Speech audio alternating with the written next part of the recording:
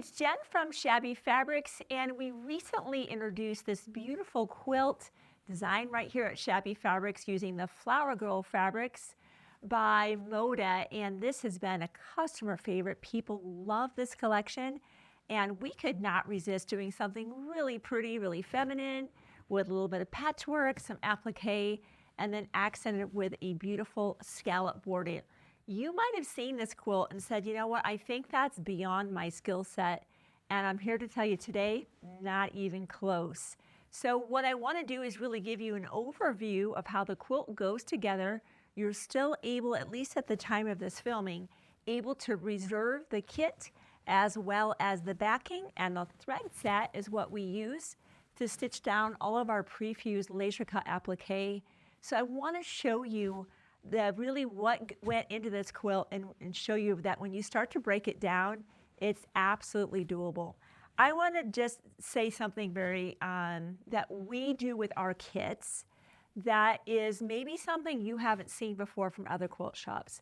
I know that when I have a long border or a long sashing strip, especially if there's a plaid or something I'm trying to repeat the stripe on, or a gingham, I don't want those to be in two pieces.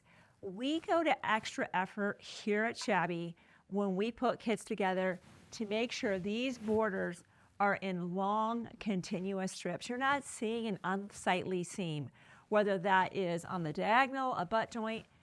There's still a seam there, and we can try to disguise it as best we can with top quilting, but to have a long, continuous piece of fabric there is what we all want, right? We don't want to be splicing borders, splicing our sashing.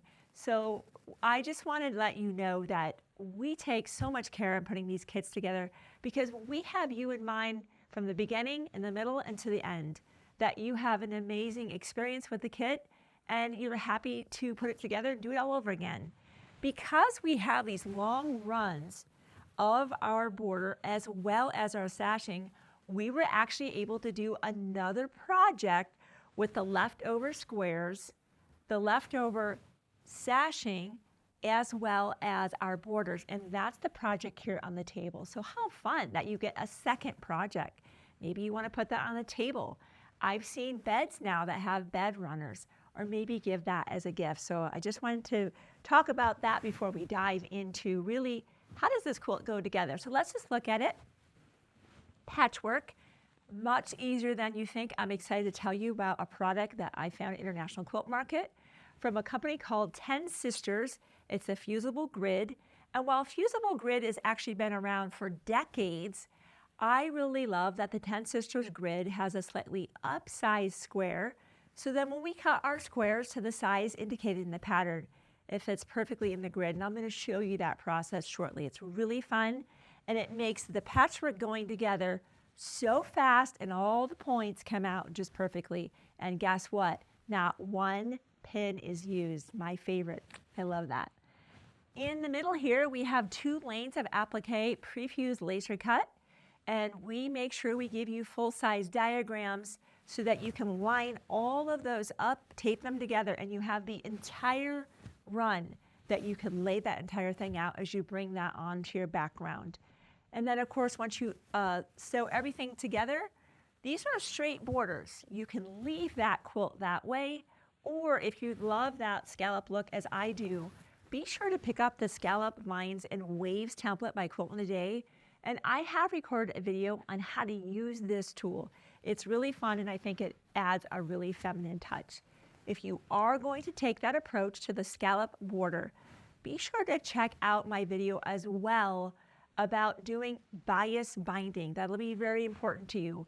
A width of fabric cut for the binding will not work for you when you're trying to get that stretch that's needed to go around those scallops. So if that's also foreign to you, be sure to check out our binding tutorial, and you're going to want to be looking for the bias binding that's going to give you that nice stretch.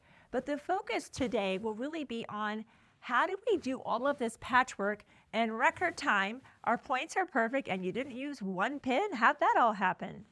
So when you get your kit, you will start off with a layer cake. This is a Moda layer cake, which is 10-inch squares, and we're going to maximize that. We're not going to have anything left over.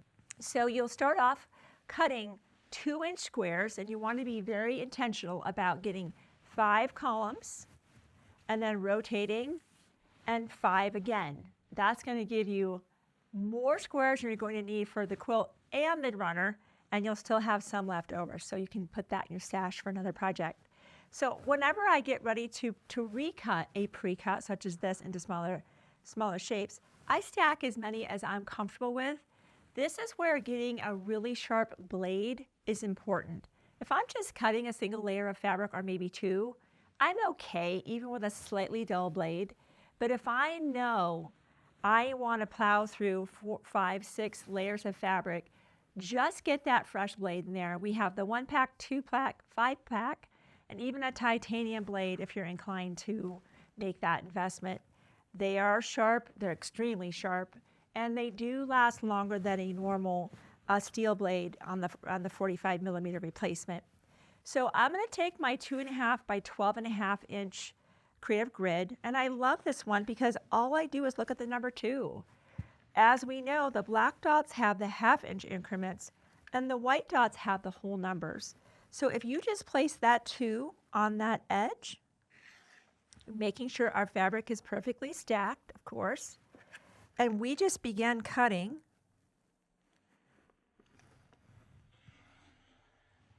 Without moving, I just simply move over. I can see the line I just cut on. I'm lining up with that, and I continue cutting.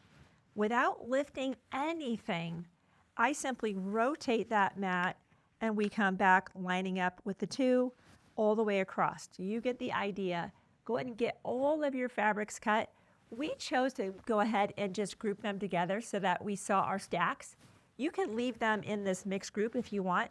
Whatever you want to do, get your fabrics ready to go. And now we'll look at our fusible grid. I'll just put the mat aside, or the spinning mat aside for the moment. And let's look at the fusible grid. Now I've recorded a video on how to use fusible grid. TenSisters is just one brand of companies that makes this. We have Quilt Smart, Bozal, and there's others. Again, this product has been out for decades. We chose the TenSisters because I love that they had the grid on point to give us this beautiful look, rather than the squares just being side by side. I thought it was a much more sophisticated look. So as we look at this here, we have the smooth side that has all the printing on it, and the reverse side is actually where the glue is. I'm definitely going to have an applique pressing sheet, because remember how I said the TenSisters grid? Well, let me just show you. As we begin to lay out our squares, we're going to put our colored squares right inside the full diamonds, and then our cream squares, let me show you where we're headed. This is what we're going to be building together here. Our cream squares are kind of out here. Let me show you what I'm talking about, how the grid is bigger than. As I put this square down, notice how you see the outline of exactly where that goes. That's what I'm talking about. The grid is slightly bigger than the square, and that's a lovely addition because we know where we are. You can imagine if this grid, or if the fabric completely covered up the grid, you kind of lose your position. So as we begin to lay these out, don't worry if some of your fabric goes off the grid. That is no problem, and that's going to happen a lot. So you'll just lay out a pleasing arrangement. If you have a willing helper, maybe a friend, a spouse, your kids, your grandkids, and they want to help lay out, let them do it. Let them be part of your quilting joy, and maybe they'll catch the bug too of being able to make a quilt someday. We love that. That's how we get people involved, is let them participate.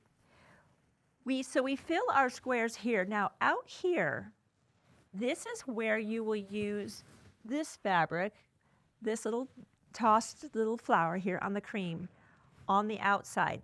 And some of it's barely attached here, fully attached here, but all along this edge, it's barely attached, and it will be enough. You get the idea. So I'm going to continue to lay everything out. After you do have all of the shapes laid out, you're going to want to set your iron to full hot and steam. You do not have to baby this and should not baby this. You want everything ironed down completely, so when we flip this over, pieces aren't coming apart. We want everything down. Bosal even recommends on their product to use a damp cloth once everything's laid out and lay that on top, just a damp cloth, and iron till dry. Again, trying to generate steam. So I'll get everything down and then we'll move on to our next step. So now that I have the whole grid laid out, notice how you're seeing parts of that fusible interfacing. That's why we're going to be using an applique pressing sheet. You might already have the Applique mat. That could work, probably a little bit thicker than you need. We do have the applique pressing sheet.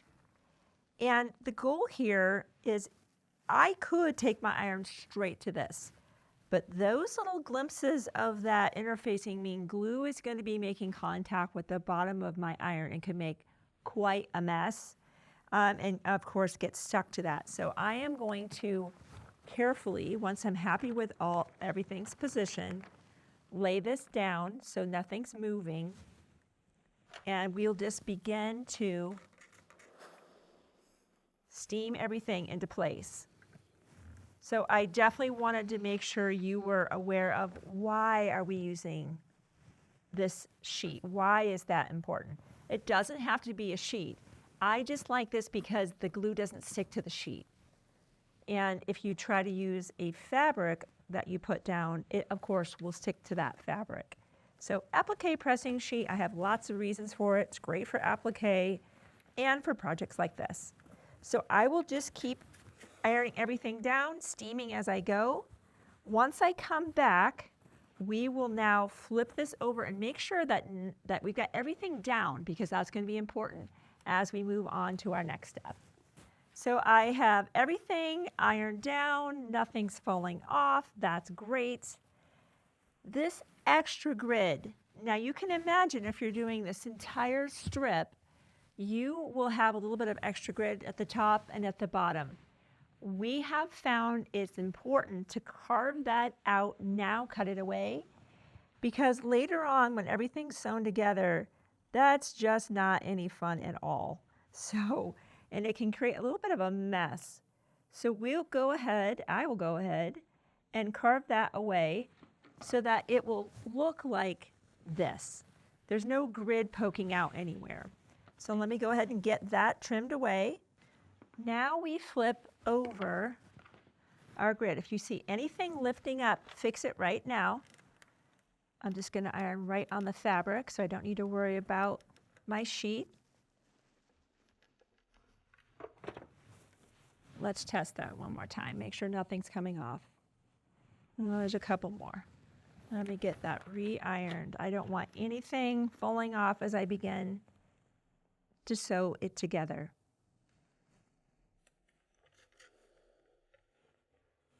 You could also flip this over if you're inclined to do that. And again, just be steaming from the back. Make sure everything is down 100%. Because of course this interfacing is going to be sewn into your project. All right, now that that is absolutely down, as we look at the project, I want to point out these dots. Hopefully we can zoom in and see that. I'm just going to point that. It's kind of these gray dots. You want to see that on the very edge.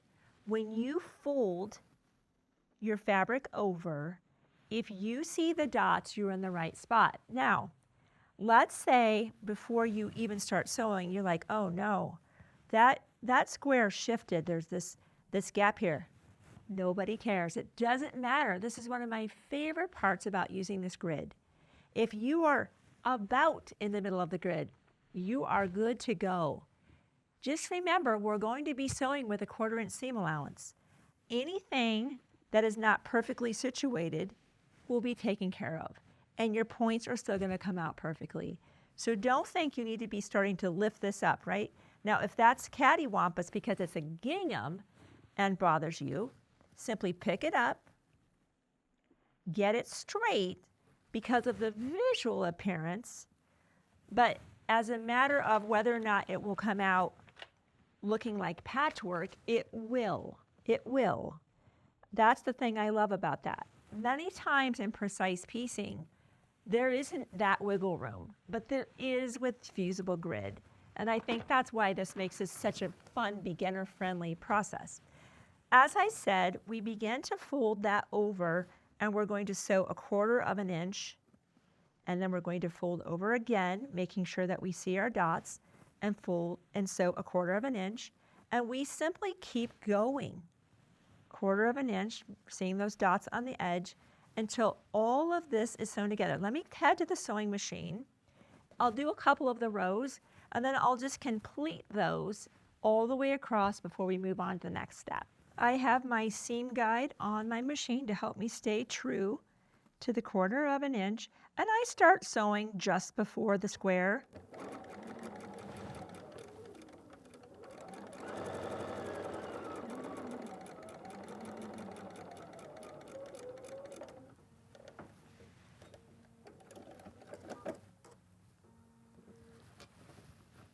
Then the next over.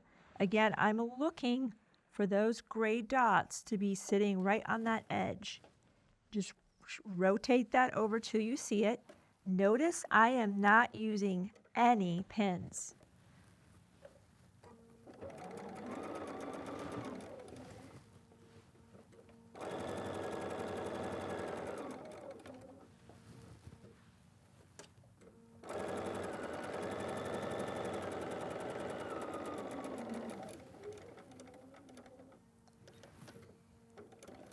As we all know, in normal patchwork, you would absolutely be pinning frequently.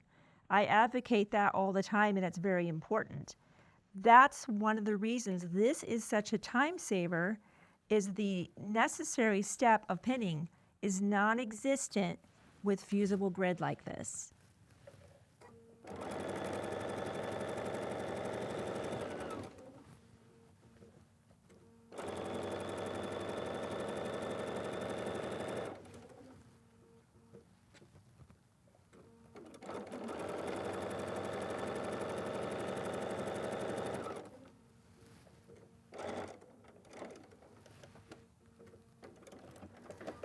So let me show you what this looks like so far here. So we just continue to lay the rows over all the way across. So I'll get that done, and then I'll come back and we will show you how we are going to now do a little bit of trimming, actually a little bit of snipping and pressing before we move on to sewing in the next direction. So this is what it looks like so far.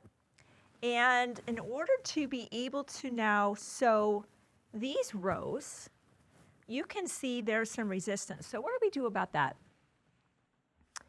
Starting with really one edge and kind of working your way in, we snip here.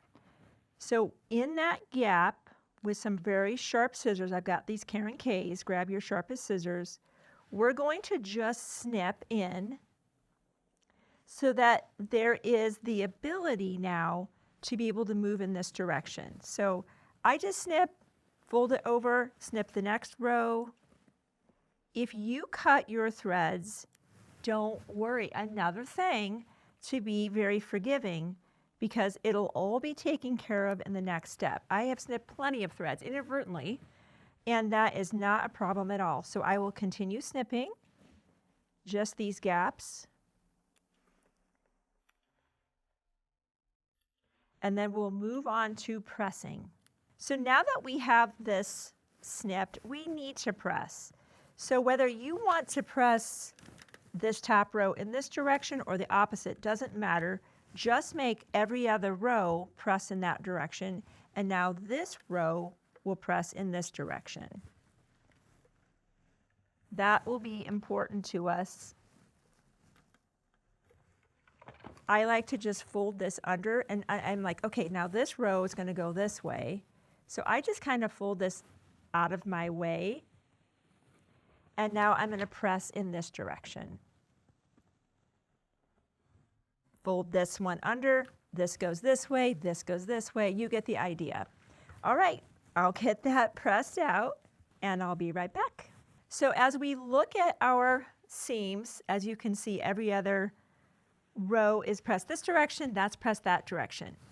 Now we simply fold this back just like this, and we begin sewing again.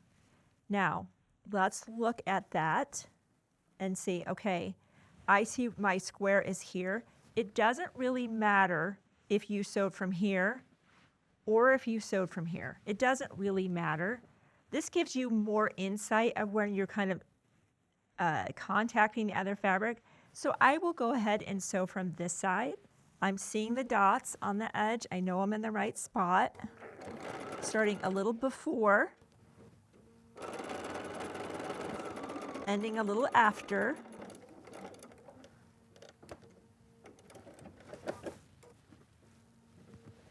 And then we repeat. There are the dots. Laying this down. Now make sure you don't get any rolled hems here, any rolled seams I should say. We don't want any of those to roll back. Once we're done sewing, we'll check that.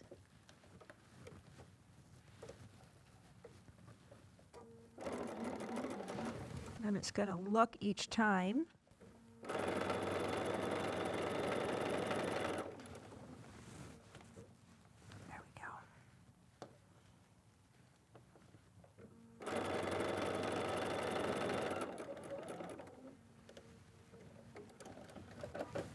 And we just keep continuing. So let's look at this patchwork here. It has to be pressed, of course, it wants to kind of fold back in. We can talk about the pressing here. In fact, I'll just show you the one we did here.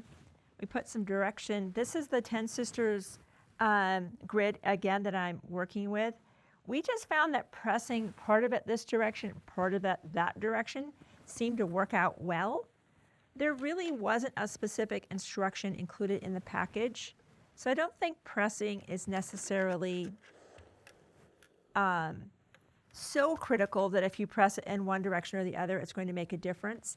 Now, we are going to trim down the lanes of ours to be exactly a 1/4 inch away from that point. So I'll show you some things that we discovered. I have a rolled seam. Right here, as I went to press over, I have actually 2 rolled seams right there. I have a rolled seam. Don't let that stay there. It creates too much bulk with all of the fabric coming together and the interfacing itself. You'll just pop that little stitch right there. This will lay right back over, and same with this one. I'm just going to go right over right now to re-sew those.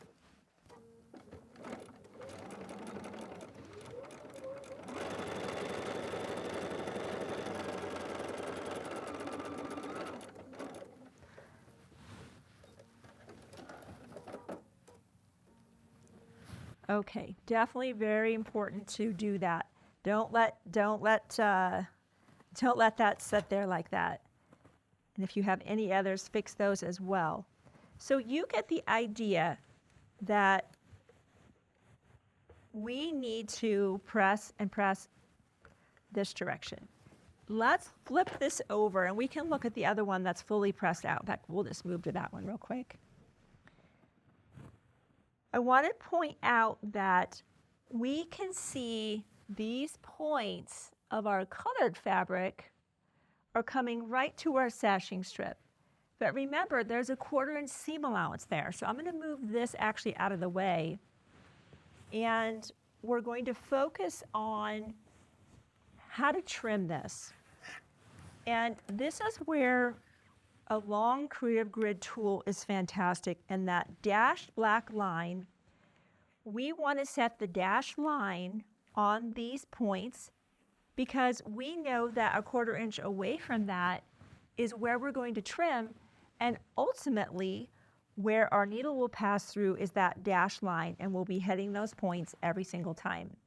Now, no patchwork is ever perfect, even with a grid, but look at these points. They're beautiful. We didn't pin one thing, and they're beautiful. Even when they do pin, they're not that beautiful. So how fun to be able to make patchwork quickly. But even in this instance, sometimes you might have to just manipulate the fabric just a bit to be exactly at that 1/4 inch. Once you have that, we give a trim. So that is our side before we add our sashing. And of course, once you add that sashing, that'll take up that 1/4 inch and all those points are going to hit. How fun to be able to make the patchwork. So I'm going to clean up just a bit here and let's move on to the applique. I can let you know what you can look forward to, not just all the beautiful prefused laser cut applique, but how all the diagramming fits together, and so that there's really no mysteries of how to be able to do the 2 beautiful applique strips that are part of this quilt. Let me get cleaned up and I'll be right back.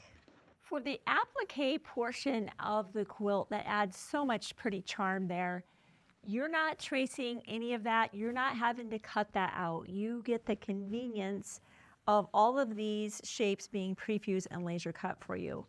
In addition to that, so you're not guessing on alignment, so many patterns, especially back in the day, all you really had was reverse fusible applique diagrams where you were tracing and cutting, and then there were no layout diagrams. You're just guessing based on a picture, doing the best you can. We've made it so easy and fun for you so you can just have maximum fun here. You're getting 4 layout diagrams and they are the exact shape of what's happening. So let's just look at what you can expect inside your pattern here. 4 separate pages. And we have some targets that'll help you get everything lined up. So you'll literally just grab some tape. You can turn this on and help you get everything lined up. And you can start taping this down, and this is going to be the full length of those runs again. So you've got diagram 1, 2, 3, and 4. You can see these shapes on here, including the flowers, the center of the leaf, and then that little bit of a curly Q. Notice the overlap right here. I'll just show that to you. So that those strips of prefused laser cut are not all one continuous length. That'd be pretty difficult for you to manage. So you can see there's a little bit of an overlap there. That's where one ends, and then when you get another piece inside your kit, you're overlapping that. And most of the time that overlap is usually happening under a flower so that it's not noticeable. I like to be able to get all of the flowers and all of the leaves put together before I even bring them and start laying this whole thing out. How do we do that? That's one of my favorite things to do. And you can certainly be looking at the photo of the project here to say, okay, what do our flowers look like? And you have your shapes, and you can mix and match. You could do something completely different. Now, I enjoy using the Applique mat. You could also use the applique sheet. I like the mat because of the tackiness of it. So let me show you what I'm talking about. There's a grip to this thing, whereas a sheet is very sheer, and it did a great job for us with the grid. But when it comes to applique, I really think this one does an even better job. Why? Because as I put my shapes down, there's a grip here that my shape is not going anywhere. It's like another pair of hands for me, and I really enjoy that. So as we lay this down, let's just grab any flower. We can do any combination we want, any center we want. Let's say we want to just do a green center here.